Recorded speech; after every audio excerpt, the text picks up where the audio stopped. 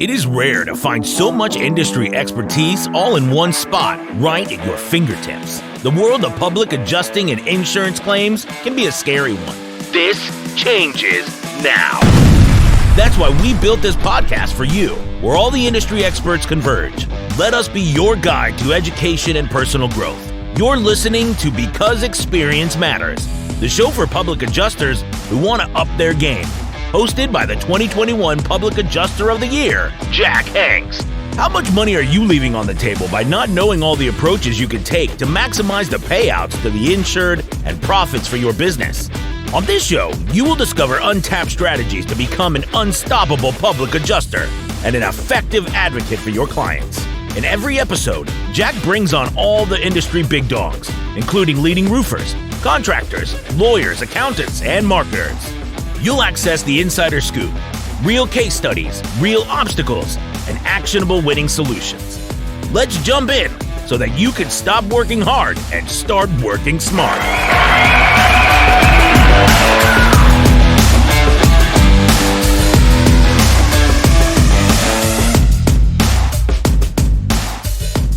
All right, guys, welcome to Because Experience Matters podcast. I am Jack Hanks, your gracious host. Today is pretty cool. We have not too many people know Doug Quinn's story, but it's part of the reason we all do this, man. I don't think anybody knows all the trials and tribulations you and your family went through to get to where you are today. But number one, thanks for being here, Doug. I know you're busy, like all of us. Thanks for having me, Jack. Anything for one of our APA board advisors. Yeah, dude. I think I was one of the first ones. It's got to be how many years is that now?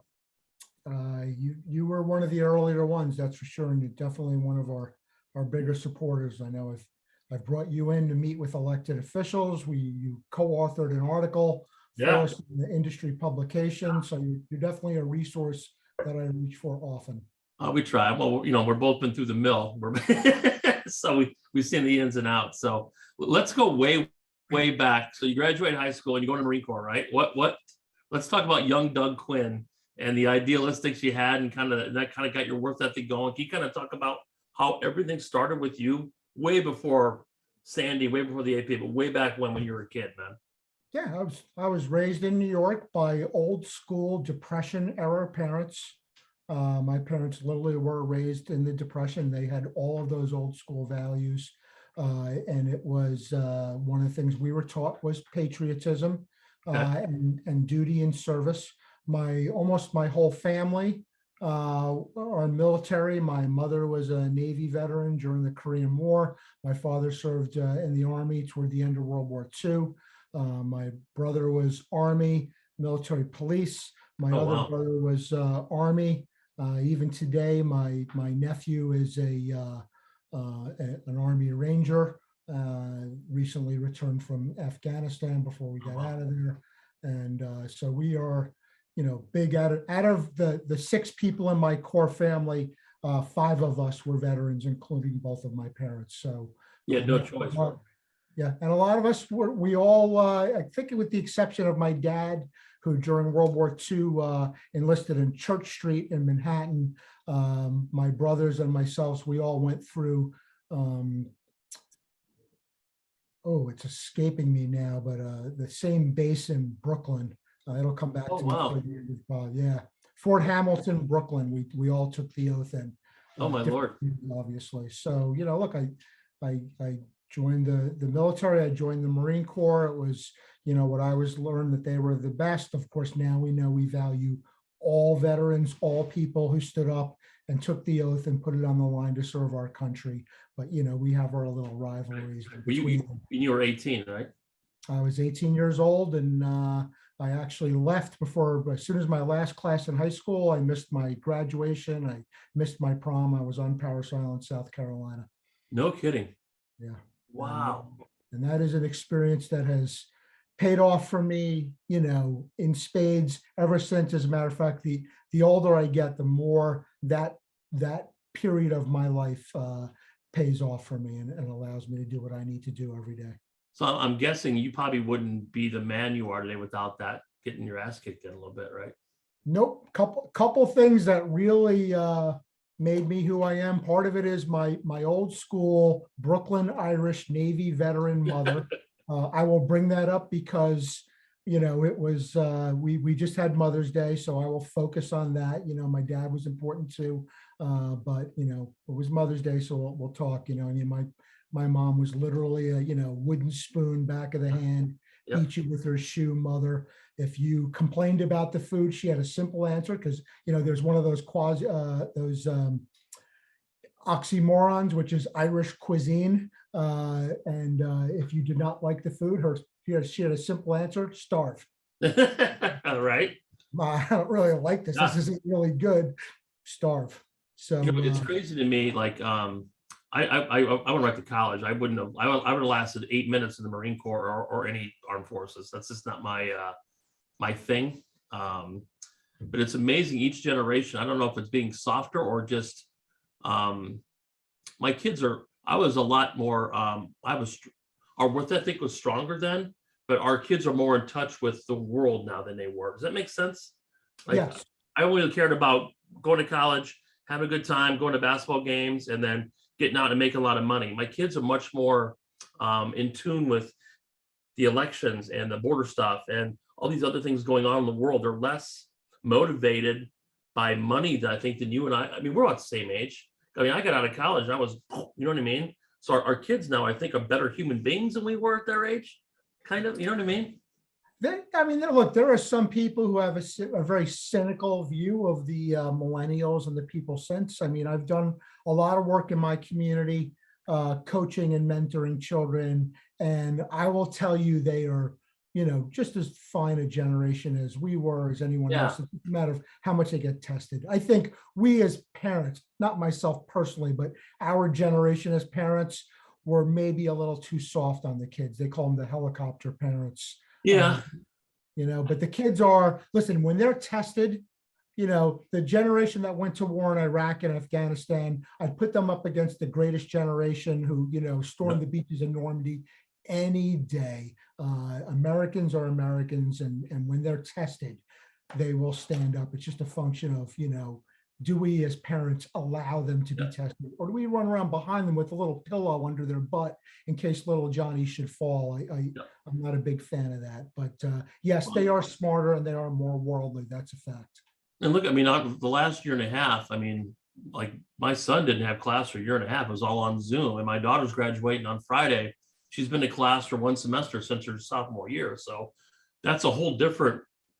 Can you imagine? I mean, I'd rather do what you did than do what they did. Honestly, that's just got to be the isolation and the just. I don't think we're ever going to be able to put a price tag or a number on emotional toll that the COVID stuff affected our society. I don't think we're going to know for generations on divorce, alcoholism, drug abuse, isolationism, that whole thing. It's been and then now with all the stuff going on with the supply chains, what a mess that has been. It's going to continue to be. Sure. But hey, that's the new normal. Yeah, And, I like it. What's the lesson of Darwin, Jack? It's survival does not go to the strongest or the smartest. Survival goes to those species or individuals best able to adapt to change. Yep. And I think they have, not so much us, but I think the younger generation has gotten a lot better than we have with it. So Sure. you get out of the Marines, then what? I did the traditional. I mean, I got married and had kids, not necessarily in that order. And, I started a career in the financial services industry. I wound up doing 30 years there, and it was very good. I got to help a lot of people as a financial advisor, as an investment advisor, financial planner, focused. I had a talent for it. Did very well. It enabled me to raise and educate my children and buy houses and start businesses and do all that stuff. I did the traditional, American dream kind of thing. So I was very grateful for it. And then, progressed my normal life. So let's talk about October 27th, 2012. There's a storm in the Atlantic. You're hanging out. You got a beach house, right? Or you're on the beach, right? Yep. I had, went my separate ways with my wife. Things don't always work out. She was a great girl, great mother to my children, but we went our separate ways. I was a single guy. I bought a house living on the water, which was always my dream, and doing my thing and enjoying life, making good money, not having to work too hard because I had obviously been doing what I've been doing for a long time and built up a nice asset base and a good client base, and was running around and having fun. And all of a sudden we hear about this storm that's happening, and it's coming up the Atlantic. It's going to take a crazy left-hand turn and smack Jersey, which I didn't particularly believe. So then I was going to ask you about that. Like, you guys don't get hit on. So what we're talking about, guys, is Superstorm Sandy. And they say category 3, but it would look like a category 12 when I got there, to be honest. So did you guys as a you lived right on Jersey, right in Jersey, right on the shore? Yep. Did you have any inkling at all that it was going to be like that? No, not even close. As a matter of fact, the year before we had, I want to say, Hurricane Irene had come up, and it was going to be the end all be all. Right. And I evacuated, and it really was nothing. The water didn't even reach my front yard. Right. Any damage. So for us, I know other people were impacted by it in other areas. So of course, when I started hearing the same thing, it's going to be the end all be all, you should evacuate, I was like, yeah, whatever. Right. I'm not going to worry about it. And, but never in a million years did I anticipate that it would be, the level that it was, the level of destruction that it caused. So it comes in on the 29th of October, it smacks your house. Yep, it was the 29th. It was predicted that 9 p.m. it was going to be both the peak storm surge and high tide. I look out at the water right out of my window at the dock. I can always tell the water level. Of course, the power had gone out, some power lines were down, so no big deal. We were ready for that. I had candles and, battery. You have kids with you? Are they with their mom or? My son was grown by then, and he was, I believe he was studying in China. My daughter, actually had her up at my cousin's house about 50 miles north of me, which I thought would be a better choice. She was a first responder. She lived at the base by the water, but at the base of a really large hill in a place called Highlands, New Jersey. She's like, don't worry about it. If there's a problem, we'll just jog up the hill. And turned out that they had it way worse than I did. But, I remember at 9 o'clock looking at it, the level at the dock, it wasn't that big of a deal. So I went in, I took a shower by candlelight. I came out, the water was all of a sudden in my front yard. And 5 minutes later, the water was at my front step. 5 minutes later, it started coming in through my kitchen. It was a very, very quick the way it happened. Yeah. I had enough time. I had packed a go bag. I had parked my car around the corner. I put a couple of pieces of furniture, up a little bit higher that I would try to save, maybe 2 pieces. As a matter of fact, one of them is the desk that I am sitting at. No kidding. Right now. I'll be and down. The other is this armoire that's right behind me. No kidding. Those are the only 2 pieces I really cared about, and I made sure I put them up. And even to this day, I don't know if I could maybe turn the camera on it, but the desk itself, let's see how we can do this. The metal leg braces are still rusty from the salt water from Sandy. I don't know if you can see. Holy hell. So when I sit at my desk here at APA headquarters, I am very much reminded of what other people go through. So how bad did your house get? And where did you go? I had friends who'd come over earlier in the day and try to evacuate me. They had evacuated my whole neighborhood. I'm like, nah, I'm good. Yeah, I'm good, right? Yeah. You're a Marine, right? It'll happen. So they said, listen, anything happens, come over. They were on the other side of town, maybe in higher ground.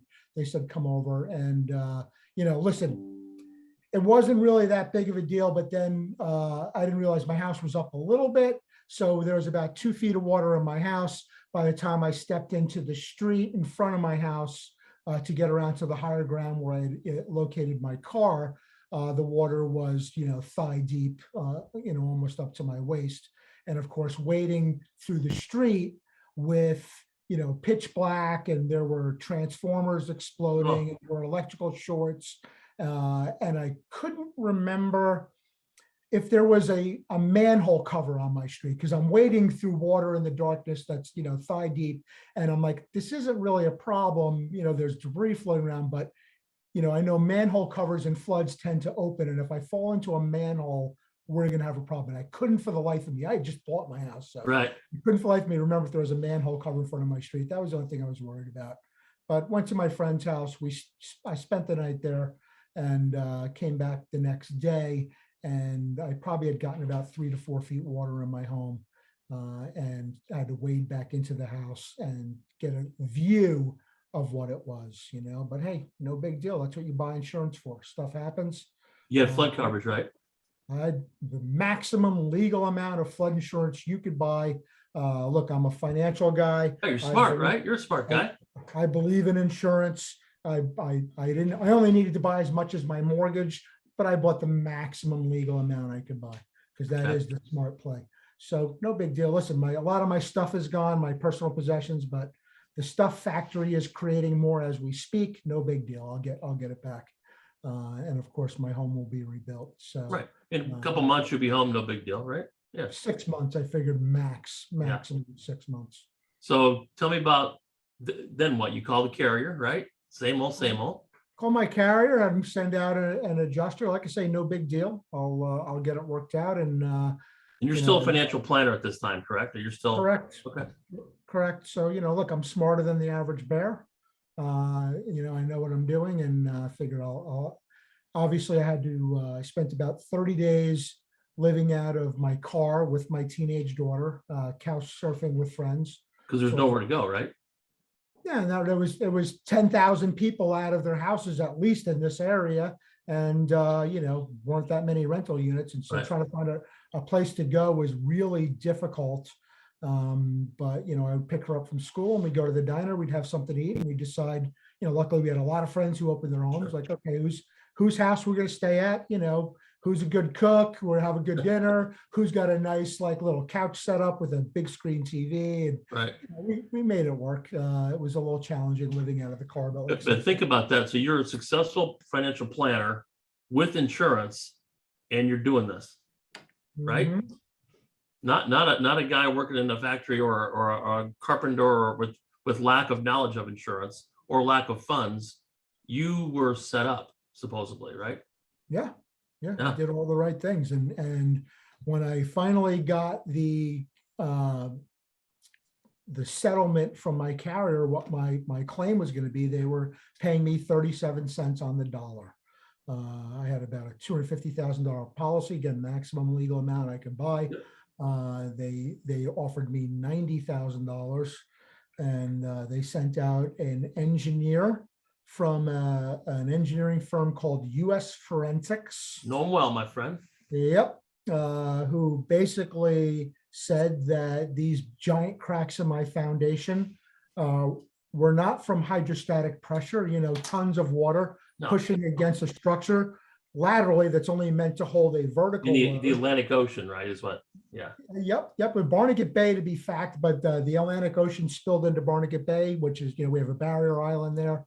Which was overrun and of course poured right into my and against my house. And of course, giant hole under my foundation where the water had undermined my foundation. You could see the striations in the dirt and sand that washed into my crawl space that showed the flooding. And they said, nope, that's pre-existing. And it is earth movement. It is the shifting of the supporting soils supporting your foundation, which conveniently is excluded from flood insurance. And we saw lots and lots of those reports. And even when the existing engineer agreed that it was flood damage and storm damage, their firm would change it during the peer review process to say it was either pre-existing or it was earth moving. And you literally walked out of there with your water up to your waist, right? Yes, correct. Yeah. So, listen, I was a financial advisor. My firm was owned by MetLife, one of the largest insurance companies in the world. So again, I was a big believer in insurance. Sure. I still am, believe in insurance.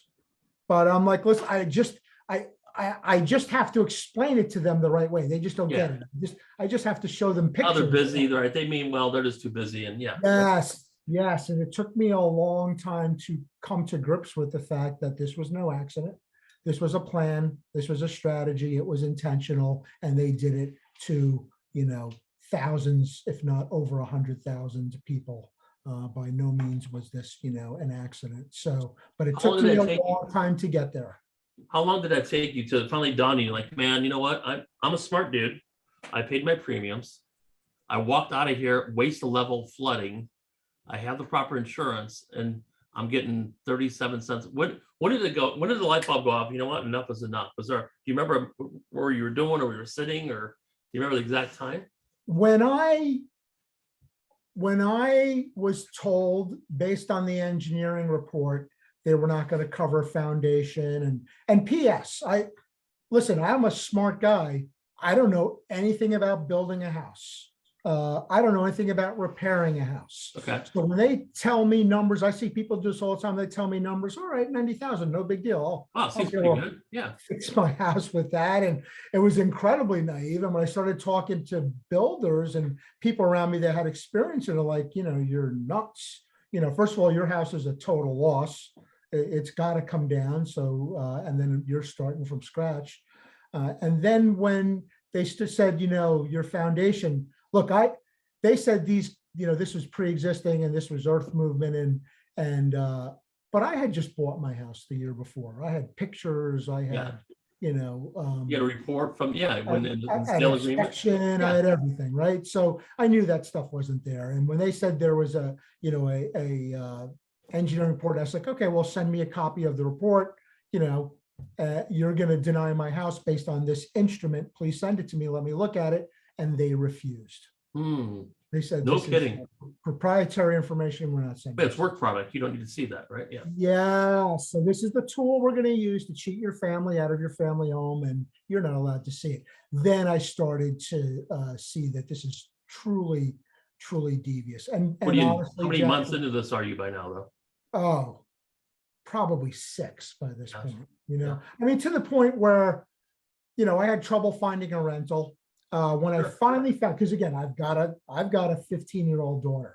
I'm not taking her just anywhere. I've got to go to doesn't have to be a fancy place, but it's got to be in a halfway decent place. And I finally found a place that wasn't in a great neighborhood, but we could make it work. And it was close to her high school. So the landlord wanted a year lease. I was like, no way. I got insurance. I'll be home in 2 months. Yeah. No way. Yep. And he stuck to his guns, and I didn't have a lot of leverage because I needed a place to go. I couldn't live out of my car forever. So I said, I'll make you a deal. I'll pay you $100 a month extra if you let me go with a month-to-month lease.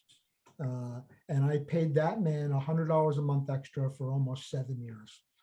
How many? One more time. Say that again, Doug. Almost 7 years. Years. Hurricane Sandy was October 29th. It hit my area in 2012.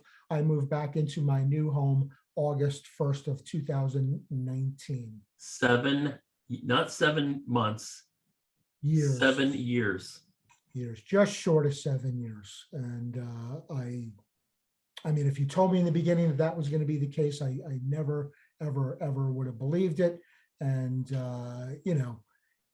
and it was specifically because of criminal fraud. It was specifically because the insurance industry had a great deal with the National Flood Insurance Program. Their profit margins were about 30% without putting any of their capital on the line. They were using federal money from the NFIP and just adjusting claims and collecting premiums. It was estimated about $425 million of profit on Superstorm Sandy. And, it was and yet at the same time, so many people I knew had been cheated on their insurance. It just seemed to be this massive, massive conspiracy, even to the point where FEMA seemed to be involved. I appealed to the FEMA mitigation department, thinking, wow, this insurance company is really cheating me. My government's going to have they'll fix it. Yeah. And then I found out later in litigation that they didn't even look at my file. They passed it directly to the insurance company I was complaining about and had them answer my complaint. And of Sure. course, we came back with, we agree with the insurance company. And we found out later that they only sided with the consumer about 7% of the time. The FEMA mitigation department sided with the insurance companies 93% of the time. And that was why. And of course, when I saw the emails going back and forth, because this all came out in discovery, I was forced to sue. Yeah. I was ashamed. Again, I was raised by old school parents. You Yeah. work for your money. You do not sue people. They backed me in the corner. I had no other choice. And I had to litigate. And when I saw the emails, hey, Bob, how was your weekend? Did you get a look at that Quinn complaint? Yeah, Fred, it was. I'll send over an answer this afternoon. I mean, they were buddies. The people that were supposed to be the watchdogs protecting the consumers were actually in, what seemed to be in collusion with these people that were cheating us. Were you more angry or sickened by that? I mean, that's I was enraged. I was, again, it was a slow burn. It took me a while to get sure. there. I get that. And when a little bit at a time, you get a little peak because again, these are white collar criminals, and this is corruption, and this is, like I can't tell you what it was like to have to sit down with my daughter, my teenage daughter, and say, we can't go home because our insurance company cheated us and our government helped them do it. That was heartbreaking. And just the look in her eyes. Well, it's And against everything. Your fabric of background. It's everything against what you were raised to do and support, and you fought for that, right? Like, yeah, not only 100% like support of the government and our country, and also I had worked in the insurance industry my whole adult life. Sure. My kids grew up, with Snoopy, and I mean that was something I believed in, and I still do. P.S. Still insurance is a very, very important financial tool that the average American can handle a loss that would otherwise be catastrophic to them. We just want to make sure that it works the way it does. And I never had any clue that it doesn't work for way too many people the way it's supposed to, or the way that the advertisements tell us. So you're litigating in the litigation on for 6 years, 7 years? No, litigation probably settled, about 3 years in. But, the one thing you have to understand is, when they got caught and it became a public scandal, they settled all the litigation. But, listen, once you're down, once you're in a vulnerable position, there's a lot of forces in the world that come out of the way to kick you. So, you're not just fighting your insurance company, then you wind up fighting with, and some federal aid package, then you wind up fighting with your town, then you wind up fighting with, people, you're displaced from your property, people come and steal your stuff because you're not there. I mean, we had the whole gamut. And of course, you're in a compromised position. You're going through that. I run another nonprofit for disaster relief. And one of the things we focus on is disaster trauma. People that go through that. Did you have any depression or anything? I mean, you had to be depressed, right? I mean, I'll tell you what, I had days, Jack, because this ground on for years and years. And I had days I couldn't get out of bed. I'm sure. I mean, I had days that I had to promise myself, I have a list of 1,000 things that need to be done. I'm going to get one thing done today. I'm not going to close my eyes on this day until I get at least one thing. And that was my compromise position. And I can't imagine, like I say, I am a super high energy, super resilient, super aggressive guy. And positive, yeah. And I can't imagine what it's like for people who are not that way, who are less sophisticated, who are people who are elderly, who have young children, who are, handicapped, what they have to go through. Because for me, it almost broke me. And I'm way better than the average person at handling conflict. And this type, again, I'm a financial professional. So I was a Marine, right? Yeah. Yeah. Way better suited, and it almost broke me. And like I said, there were days when I couldn't get out of bed, and like literally, right? And I see that with people, and I'm sure you do too. Oh, what people go through. So I mean, man, I got goosebumps, by the way, and I think until you see, I mean, so I just had a podcast with Logan Graff at Crest right before you, and I was telling him, Another one of our founding board advisors, by the yeah, way. great guy. Ida was my 19th hurricane, Doug.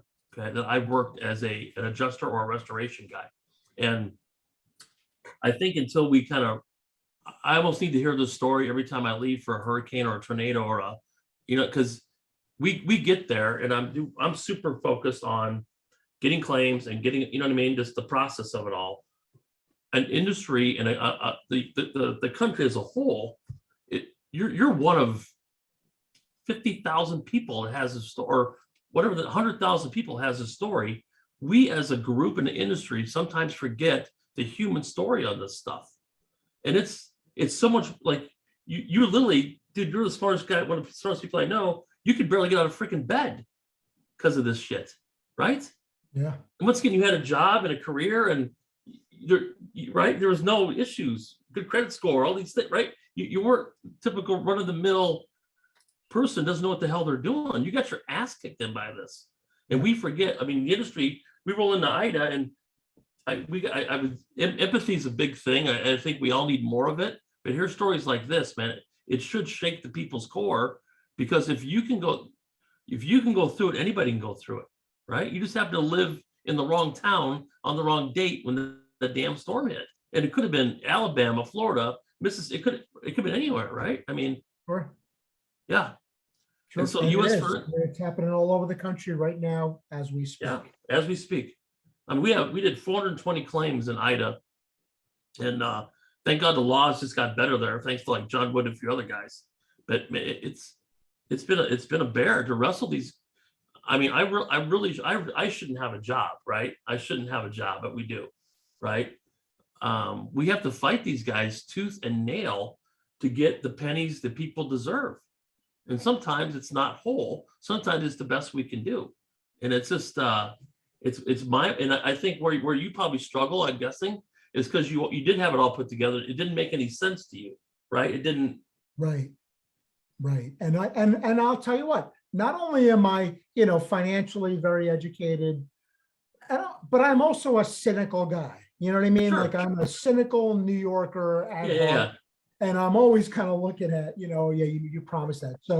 So for me to feel like, I had been duped that way was really disturbing.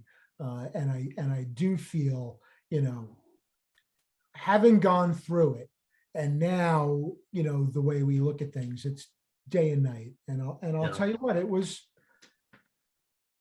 going through this, and we know something's wrong. We're saying something's wrong, and they're telling us, nope, nothing's wrong. I got my insurance company, an adjuster, an engineer, FEMA. They're all telling me, nope, that's exactly what it is. And I just know in my heart, this is wrong. Something's wrong. And we're all looking at each other saying, something's going on here. Something's wrong. But again, these are white collar criminals. Right. There's no blood. These are not thugs throwing bricks through jewelry store windows and doing a smash and grab. These are smart people doing devious things that they've been doing for a long time, and they know how to cover their tracks. Well, it's a business model. Nope. It's literally a business model. Sure it is. It's not an accident. It's real. And they're like, nope, nothing's going on here. You got what you're entitled to. And we all knew something's wrong. And finally, and I got very politically involved. I'm working with my senator. Unfortunately, in New Jersey, we have two phenomenal senators, Senator Menendez and Senator Booker, who fought tooth and nail for us. And I worked very closely with Senator Menendez's office. And that kind of redeemed, like in my child's eyes, you can say, I could hold them up and say, look, there are people who are part of our government that are representing us and standing up for us. And Senator Menendez actually did a press conference in my living room of my gutted house.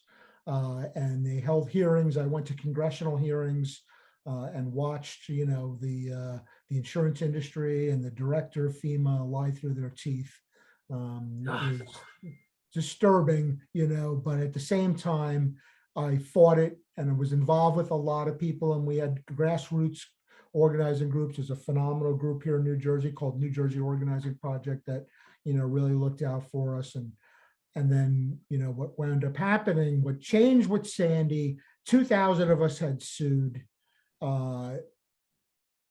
And listen, the process of a civil lawsuit, it's a great process, the way that an average American can get justice. Right. But people are caught committing fraud in civil suits, and the insurance company just comes in and settles, and everybody signs a non-disclosure. Write a They check. don't have to talk about it. Nobody loses their job. Nobody goes to jail, and it's basically set so that they're in place to commit the same crime again tomorrow. So the insurance company strokes a check and it's all good. What we did differently with Sandy was one of the people who then became one of the founding members of the American Policyholder Association engaged the New York Attorney General and showed him these two insurance reports, and adjuster or engineer reports, and said, look how they were changed. They were changing them in this process of peer review. And he went and raided this firm on Long Island. He walked out with all their files, and he brought a whole news crew along with them. And they went back a couple of weeks later and arrested one of their managers. And that guy's picture was all over the paper in handcuffs, and that cracked it open. That was using criminal enforcement as a tool rather than a civil suit. And, listen, if you sue me, and this is why states like Louisiana and Florida, where they have fee shifting and there's penalties for bad faith, work. Because if the insurance industry, if the worst case scenario, you sue them and they know about 2% of people sue, 98% of the time they get away with it. But if the worst case scenario is they've got to pay what they should have paid to begin with, There's no risk. how is that a deterrent? Exactly. If you're morally compromised, why would you not cheat people? Under the worst case scenario is I got to give you what I should have given you to begin I'm with. breaking even. Yeah. Right. So, and of course you don't lose every suit, so they're ahead of the game. Can you tell about U.S. forensics and what they? So I know the story, but can you tell them what U.S. forensics actually did? Because I bet a lot of people don't know how bad this is. Can you tell what they?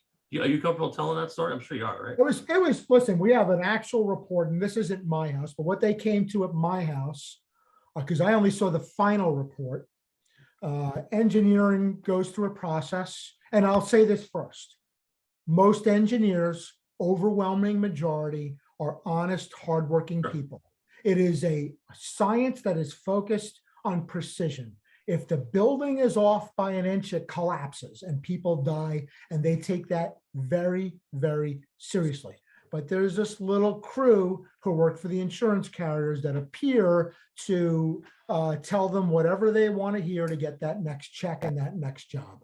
So in engineering, there's a process called peer review where the engineer that's on the site reviews and takes pictures and writes a report, and then it goes back to his firm or her firm, and the firm, some engineers who've never visited the site, sit around and take a look at the evidence, and they may make changes to the report, but the original engineer is supposed to sign off on The it. intent, right? Yeah. Yeah, and use their seal. An engineering seal is very important. As a matter of fact, with engineering departments, one of the most engineering licensing boards, one of the most common violations that they find people for is misuse or lack of use of their seal. So the original engineer has to seal. So what we caught them doing, it was a case in New York where by freak, the people had bumped into the original engineer, and I saw this house. This house was devastated, like 4 feet of sand piled up against it, and it was in bad shape, knocked off its foundation. Right. They get a report saying this is shifting soils, shifting of the supporting soils, the earth movement exclusion, not coverable. And the people ran into their original engineer and were like, You go to dinner, they ran into this guy, like it's random, right? I actually think that it was in litigation in New York, and they were ordered for a re-inspection, and by fluke, the original engineer was sent out. It was assigned this job out of hundreds of potential engineers. So they were like, you screwed us. What are you talking about? You were here and said our house was destroyed by the storm. You said this house wasn't rebuildable. And he's like, and they said, we got declined by an insurance company, and here's the report. And he looked at it, he said, that's not the report I wrote. And he was one of these guys that keeps every report he ever wrote in his life on a thumb drive in his car. He fired up his laptop. He said, this is the report I wrote. And we were able to see his original report and his post, peer review report. And what they had done was they had actually just inserted the word not into it.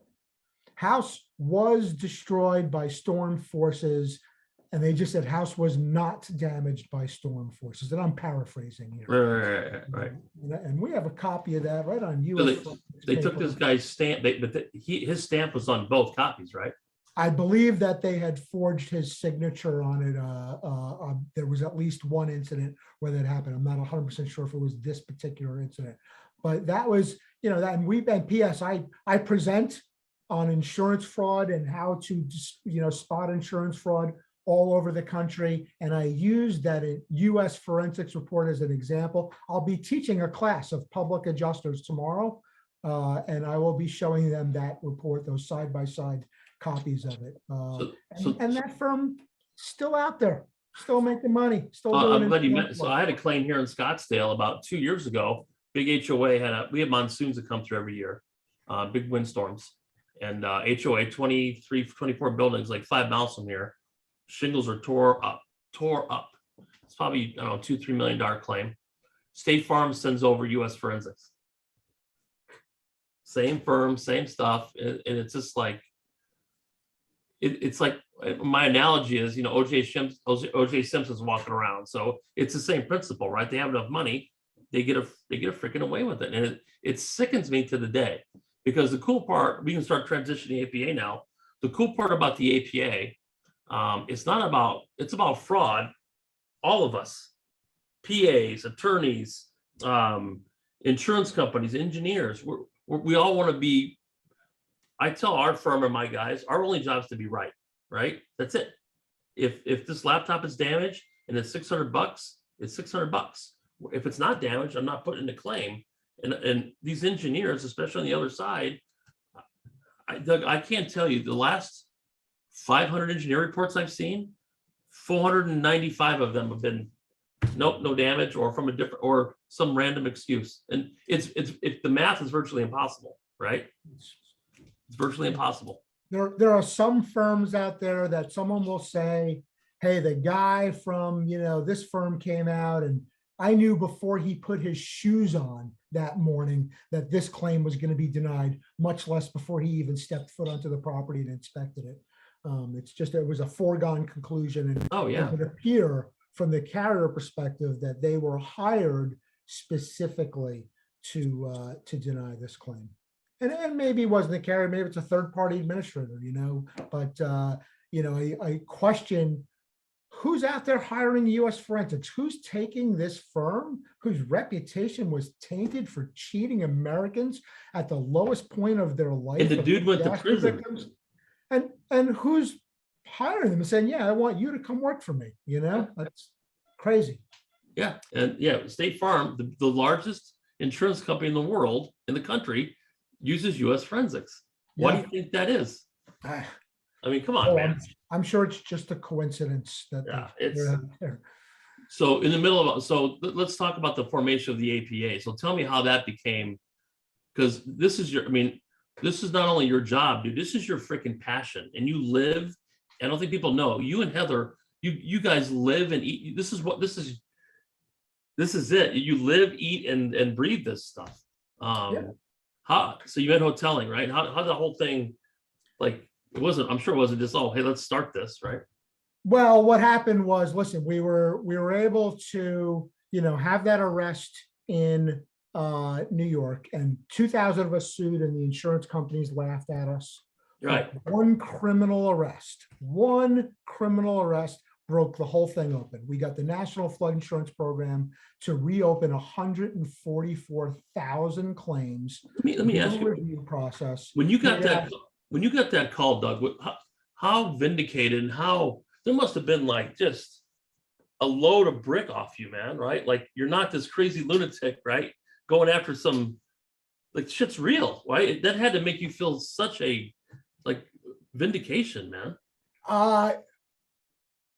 Yes, vindication, not joy. It actually made me sad, because then it was real. Then it was like, as much as you're like, there's something wrong, or something's going on, there's something wrong, there's something wrong, there's something wrong. When you finally find out the depth of it, Oh, you know, the depravity of it, that there's people doing this to storm victims, to families who yeah. lost everything. And there's people doing this level of cheating for what? For money? For people who are already making a very nice living. Yes. To Yes. what? To make more money, to be richer, to have more corporate profits. I mean, it is crushing, and I see it every day, and you see it every day. And I'm sure we each experience a certain degree of what we call vicarious trauma, because Yeah. you can only rub up against evil so long, even when you're in the process of fighting it. You can only rub up against so long before it really gets to you. So it actually made me very sad, Jack, to see, wow, Okay. this is, I mean, and we saw that, you know, the degree. But we did get it turned around. Again, you can't make people whole, but we can minimize the damage and at least get them enough money. In that one criminal arrest, we're able to get about $350 million paid out to people. P.S. They spent something like another $300 million going through the process. So it was pretty crazy. And you know, at that point, so now look, this is probably like about 3 years into it. And people had come from all over the country to help us. I had college students from Appalachian State University in North Carolina come help me at my, you know, clean up my house. I had Mormons from Utah come help gut my house. I had, you know, people sent stuff from all over. People came, great organizations like Samaritan's Purse came and helped out, North Carolina Baptist Men's Mission. I mean, and we were very, you know, encouraged because, you know, we live in New Jersey. Most people don't like us. Right. You know, Right. so to have the love Yeah. of the country Sure. meant a lot, right? So I started like around Hurricane Harvey. We started saying, well, I'm not home yet. I'm not even close to home, but you know, I watched Texas get hammered, Yeah. and I want to do something. So Did you feel you had to? Was that like did you feel you had to kind of, does that make any sense? Like most people were like, you know, that sucks, but did you feel like you had to do something? Yes, I would get on the Garden State Parkway and my steering wheel Right. was pulling me toward Texas. Like I just needed to, you know, go down there and be part of that and try, because I knew what people were going through. Part of the healing process, I bet, huh? I didn't think about it at the time, but yes, you were right. I felt I had to. I felt I could no longer not do it. So Right. a bunch of Sandy survivors all kind of pitched in and got some supplies. I threw them in the back of my van. I had an old beat up Dodge van, 1999 Dodge Ram van, and drove down there. And Heather came down with me on that second trip. And we started, you know, volunteering and like delivering supplies and helping Yeah. people gut houses. One of the trips I'm coming back. And now, meanwhile, while all this is going on, right, I was part of a documentary by a program on PBS called Frontline. It's an investigative reporting. And I did a lot of press, you know, I mean, I did a lot, you know, if there was a, you know, protest at the governor's office, everything, Right. you know, and a lot of media, but a lot of them were kind of like in and out. They'd shoot a 3-minute clip. They'd use Yep. 20 seconds of it on the news that night. And but this organization, Frontline, did an in-depth. I mean, they interviewed us for months before they shot the first foot of film. And they produced this documentary called The Business of Disaster, where they found whistleblowers like insurance company adjusters who said, I was told to do blanket denials on these claims. I was told that we just redlined whole neighborhoods and told them deny these claims. They were able to isolate that the insurance industry made like $425 million on Sandy. They were isolate that FEMA, who was supposed to be supervising them, was asleep at the wheel. They interviewed the head of the National Flood Insurance Program, this gentleman by Roy White, and said, did you know that this, and we had no idea. Did you know how much money they make? We have no idea. They were asleep at the wheel, letting the insurance companies run rampant, and certainly not, you know, managing the fiduciary responsibility they had to manage that program the way they should have. So we do this documentary, comes out, and there's this lawyer on there, John Hotelling, out of Louisiana, and he and I became aware because they, you know, for Business of Disaster to focus on two families. One was a family in Staten Island, and one was me, because again, I'm articulate. I'm a financial advisor. I had very organized files. I had Right. fought this every inch of the way and documented every bit of it. So they interviewed me and did a spotlight on me, and they interviewed John, and I became aware of John. And so Hurricane Harvey, and he's calling me meanwhile. Now, he's not my attorney at the time. Chip Merlin was actually my attorney. I'm Okay. like, well, why is this lawyer calling me? Right. Does he want me just because he knows I have a big footprint? I know a lot of people. I'm politically Right. involved. Does he want me to say good things about him on social media? Does he want me to feed him customers? I didn't trust him, and we're talking about Right, what's the motive? Yeah, sure. Yeah, how to revamp like the National Flood Insurance Program, how to rewrite the laws. And he would spend like an hour on the phone with me. And I knew he was a busy guy. And eventually I figured out, wow, he's the real deal. He's really, wants to help people. So we're coming back from Harvey, and we want to stop in New Orleans. Heather and I had never been to New Orleans. We got an empty van, and I don't know anyone in New Orleans, so except for John. I call up, I'm like, hey, and we had never even met face to face. And he said, we're gonna stop in New Orleans for half a day. What would you do, if you had half a day? We didn't have a lot of time because we had rescued an animal at the side of the road, and we were dirty and tired from volunteering down there. And he's like, no, you're gonna stay with me. He just opens up his house to us. We pulled in there in this old beat up van, and we're dirty, and we got this half dead animal, and his maid pulls up in her Mercedes. She's like looking at us like, who are these people? But he just opened his home to us, him and his amazing wife, Yulia. And on the last day, we stayed there for 3 days and toured New Orleans. He told us where to go, where to eat, what to do. And when on the last day we had dinner together, and he's like, listen, I know, we're all fighting this thing in different silos, public adjusters, attorneys, victims' rights advocates, congressmen and senators and grassroots organizations. We're done. I got something going on, and when it hits, we're going to do something. And I didn't pay attention at the time because everybody's always talking about what they're going to do, right? Yeah. But about 6 months later, I get a message from him. He's like, hey, I got something going on in New Orleans. I want you to be part of it. And there's tickets waiting for you, come on down. So I hadn't been on a plane in 6 years. I felt obviously not having a house for my child to live in. I could never go on a vacation. Right. I felt guilty. I just hadn't flown anywhere. I hadn't done anything. I just stayed in the trenches and fought this. And I was our first plane flight in 6 years, and we went down there. And it was basically the opening intro to, he did a PowerPoint. I walked in, there's this, John's big, beautiful, he lives in, what's called the Brown Mansion, this turn of the century, beautiful house in New Orleans. We're on the second floor. There's this giant conference table with maybe 20, 30 people sitting around who I'd never seen, but they're all the top people in, the industries and people that are involved in, helping Americans recover after disaster, storm restoration, et cetera, law firms, public adjusters, et cetera. No one knows who I am or who we are. And John lays out this PowerPoint. He's like, listen, here's what we saw in Sandy. Instead of suing, we're going after criminal enforcement. We're going after license enforcement for the engineers and the licensed professionals. We're going to go to their licensing board, and we're going to do this, we're going to do that, and we're going to form this organization called the American Policyholder Association. And he's walking around, he's showing a PowerPoint, and no one's paying attention to us because we're nobodies. I don't know anything about any of these people. I'm not involved in the industry at all. I'm a guy from Jersey, right?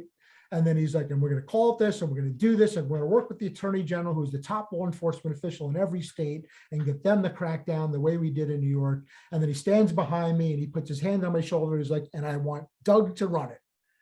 And every face in the room went, zoom. And now they're looking at me. And now they're saying, who's this guy?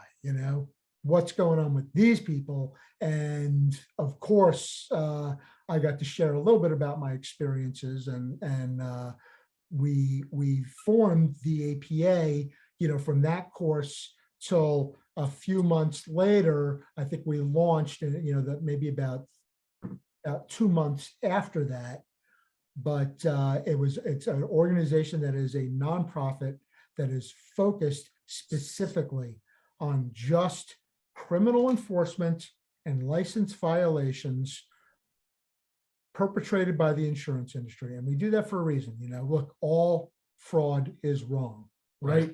People cheating the insurance company isn't right. Fraud happens on all sides. Yes, sir. But the problem in America is all insurance fraud prosecution is done to defend the insurance company. None of it is done to defend us. None of it. Zero. We had one of the few examples where it was ever done. And the reason why is because every insurance company has what's called an SIU, a special investigation unit. And that SIU is like a detective bureau. They have, forensic analysts, and they have investigators and retired cops and the computer specialists, and they have inside access to claims, to confidential information that no one else does. And insurance fraud prosecutors, public prosecutors, don't go out and look for insurance fraud. Right. It gets packaged up by insurance company SIUs and walks into them. And for that reason, nobody, and conveniently, insurance companies don't ever turn themselves in. Right. They only turn in other people who are stealing from the insurance companies.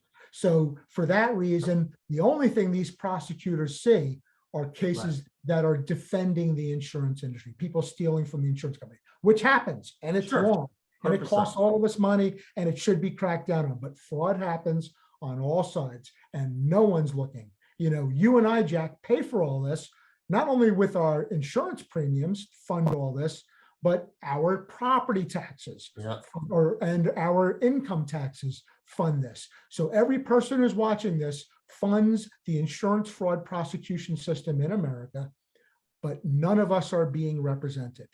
If no one is turning in cases that the insurance company or the vendors they hire are cheating us, no one turns those cases in.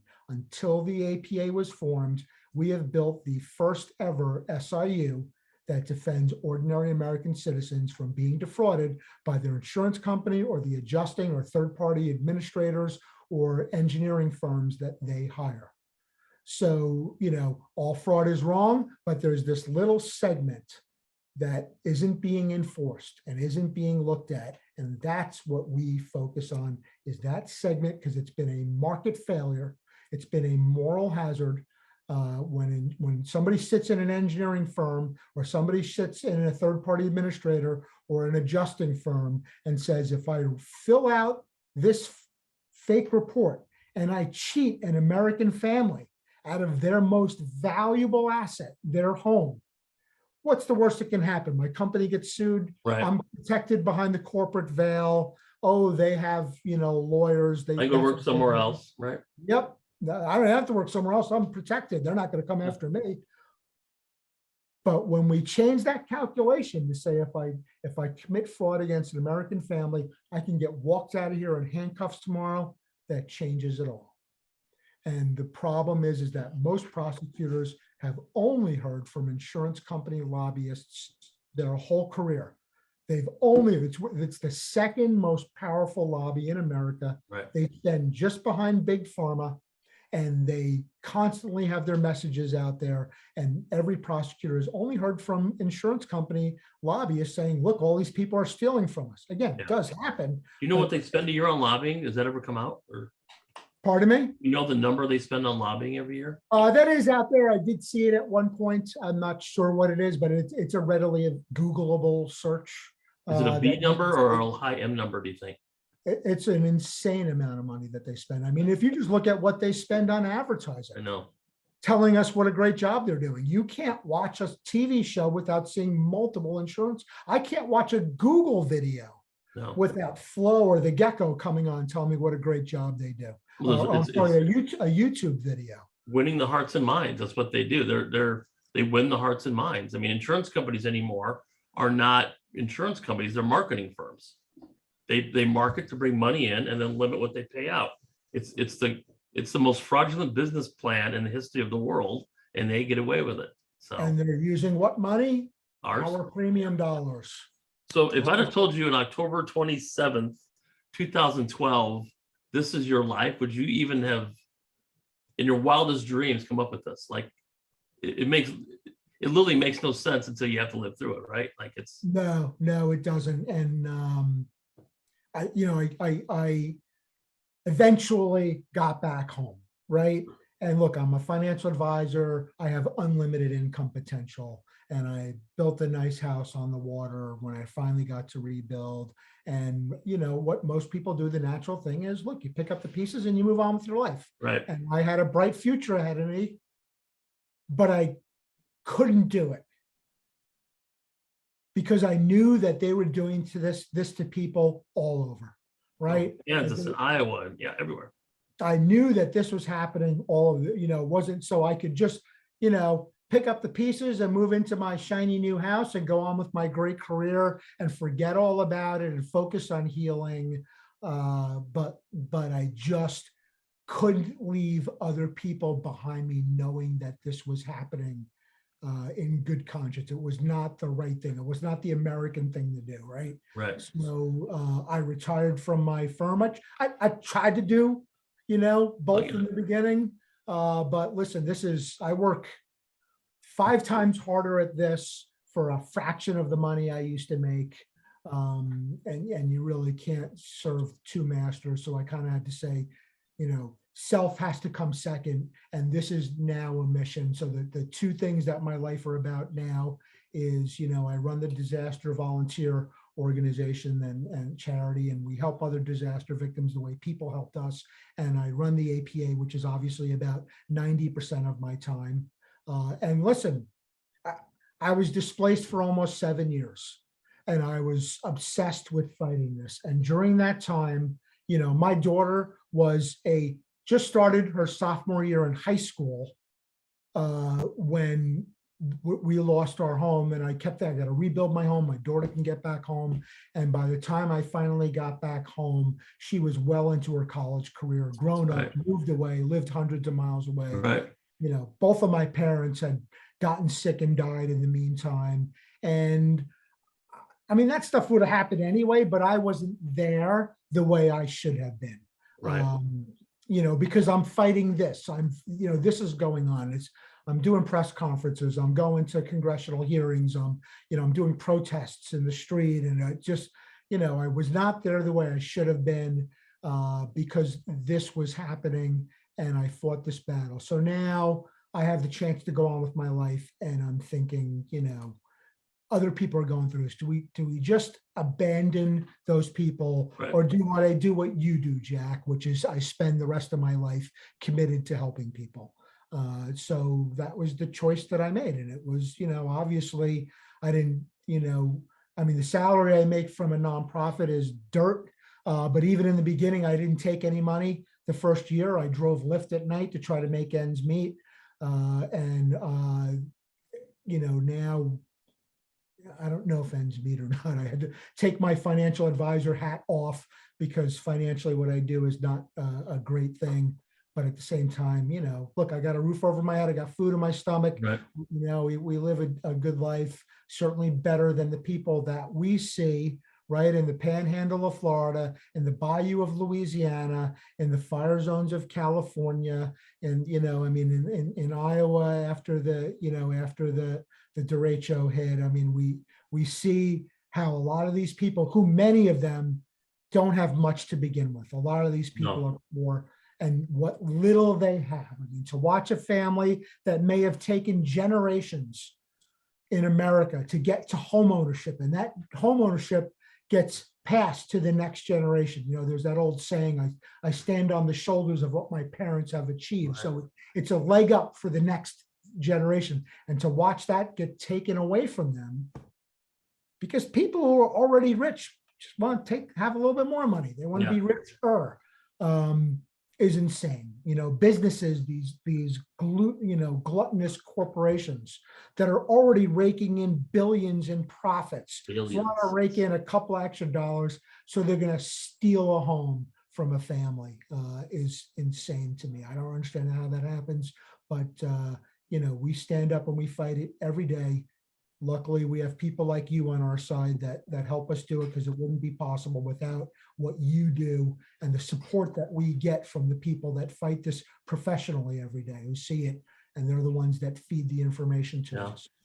We know what's cool is how it's all, I mean, we're all pretty tight, right? I mean, all of us, not only the APA, but the whole industry, we're pretty damn, I mean, there's not one person I can't text within our group of 200 and some of us that we see at every event and at every hurricane, every derecho, that won't return a text to me in 5 minutes about, not about work, but anything I need personally as well. So it's really, I think it's brought all of us together. We have this kind of shield around us, right? Where this impenetrable field, nobody's gonna get through this thing. So it's pretty cool, the community we've developed because of this, because we all go on these events, dude, we're all living in trailers and then, you know what I mean? We're in motorhome, we're away from our families, but we're fighting tooth and nail to get this shit done right, because it's important. And if we don't do it, I don't know what some of these, do we have claims that, I mean, they're off.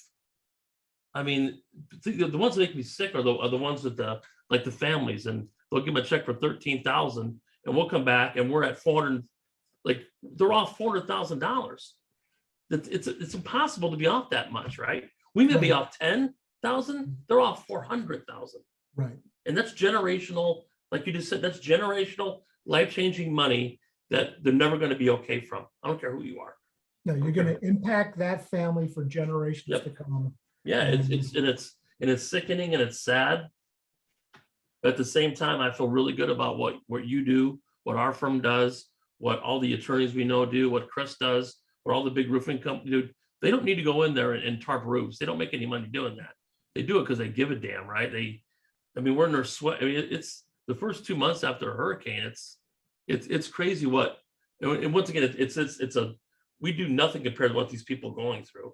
But we all just pack up and go, and we just put our heads down and fight tooth and nail. We're still, we closed 5 ID claims today, Doug, from 6 months ago, right?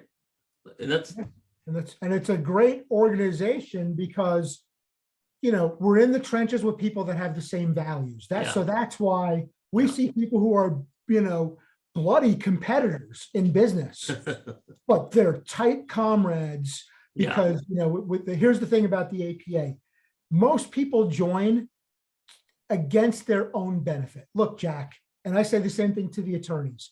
If I do this right, you're out of a job, buddy. People don't need Jack Hanks, public adjuster anymore. People don't need John Wood, lawyer anymore, right? But the fact is that I have yet to say that to anybody, have them worry. We won't in our lifetime, Doug. You know that. We're doing it and we're fighting. And everyone who joins the APA does it against their own personal interest. You know what I mean? Like, listen, I way better things I could be doing in life and that would benefit me personally. You know what I mean? You joining the APA is against your personal business interests, but yet you're here because you know it's the right thing to do. So that means when you see someone else wearing that hat or who's an APA member, that's a person who shares our values. That's someone who we know stands up for American consumers, even though it's against their own personal best interest. Because that's the right thing to do. That's the American thing to do, is to stand up for people who can't stand up for themselves, who don't have a voice for themselves, who can stand up to $1 billion insurance company, who can stand up to the second most powerful lobby in America, who's hiring, you know, armies of attorneys and lobbyists and engineers and, you know, has all the politicians' ears. Who could possibly, what American family is going to be able to stand up, especially somebody who's poor or where English is a second language, or they have a handicapped children, or they're elderly. Like, if you're already vulnerable and this hits you, the effect is so much more. So much more. So it's people like us that stand up for them because we can. The saying at APA headquarters is, if not us, who? If not now, when? And that's how we all live. Woo, dude, what a story, huh? Yeah. And you never get tired of telling that, do you? You have the same passion that you did 5 years ago or 10 years ago. I'll tell you what, I just had this conversation with somebody yesterday. I'd say this all over and I speak about this all over, yet I'm a little choked up now. I still get choked up. You would think after a while you just kind of monotone, but no, because like I know the pain that it caused in my family. Right. I know what I went through. Now you multiply that by 100,000, by 1,000,000. You know what I mean? Now you go into look, I was on a Zoom this afternoon with people in New Mexico that are, the fire there is something like $200,000 acres. It's only 40% contained. I know what the next 5 years of those people's lives will look. If it I goes know. well. Yeah, they don't know. Maybe it's not even right to tell them. You give them some preparation, but we'll be going there to help.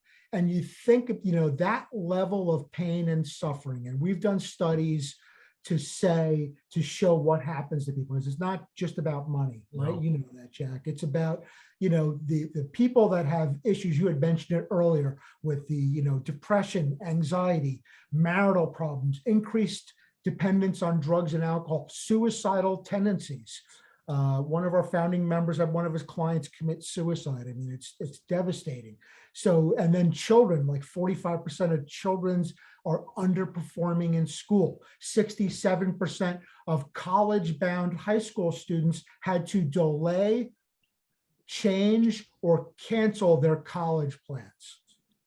That's, like you say, a generational impact. It's way bigger than money, what it does. It is the death of the American dream for far too many people.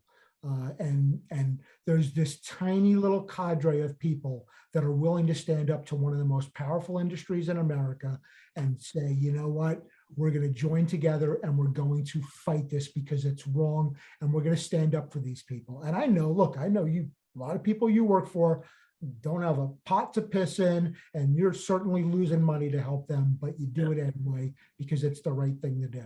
Yeah. Isn't that crazy, man? Holy moly, Doug. Dude, how do people join? How do they get a hold of you? What do you how do they get involved? Let's talk about that. How do they get a hold of you to get involved? What's the next step? Look, people want to be involved. I have a lot of people who will come to me and say, hey, what's in it for me? And my first thing is wrong question, and you're probably not for us. Next, There is stuff in it for you, and you'll know, you know what I mean? But I'm not going to lead with that. If the first thing out of your mouth is how do I benefit? Yeah, there's a lot of benefits for you, but first and foremost, it's about how do I help others, right? That's the saying, like, the average person might be like, what's in it for me? But a leader will be like, well, how can I use this to help others? And this is service. This is, America's a great country. You can get wealthy. You can be successful, get wealthy. You can do it honestly and ethically because our ethics are just as important as the insurance company ethics. We can't hold the insurance industry accountable if we're not, unless our hands are completely clean. So our ethics are first. So you can get wealthy, you can do it honestly and ethically, and you can have a little bit of extra to give back to people that aren't as fortunate as you. Right. And the APA is one of the ways that you could do that. It's not the only way. You don't have to pick us, pick someone else. But if you're making a living in this industry, it's certainly a good way for you to be involved. If you're making a living as an attorney or a restoration professional or as a public adjuster, an engineer, the APA is certainly a great way for you to do that. And also, what's the web address? Web address is apassociation.org. And you can click right on membership. Your customers and consumers join for free. We recommend consumers join. It's called an associate membership. It's for free. And industry professionals, it costs $84 a month. It is a contribution that people do in order to benefit, to give back. And that enables us to carry the message to others that, hey, the insurance industry is committing fraud too, and it needs to be enforced. That enables us to fund the country's only SIU that stands up for the average American and turns in cases defending the average American. And that certainly enables us to do, to get the word out there that insurance fraud happens on all sides. It needs to be enforced on all sides. Right. Yeah. What's your email address, Doug? People want to email you. You want to email me personally, you can get me at dquinn@apassociation.org, or of course you can get the APA info at apassociation.org. Woo! You can search us on Facebook if you want to see a lot of what we do. We have a members, just for our members, a Facebook page, a secret page, not secret but private. but there is an APA Facebook page, and you will get to see, what we've been doing. It has been a whirlwind. We've met with probably about 40 of the 50 attorneys general in the United States. We've met with some of the senators and congressmen. We have testified to multiple state legislatures, and we do it on a regular basis and constantly getting that same message out. The average American needs to be defended against insurer fraud, against fraud perpetrated by insurance company employees, third-party administrators, adjusters, and engineers that they hire.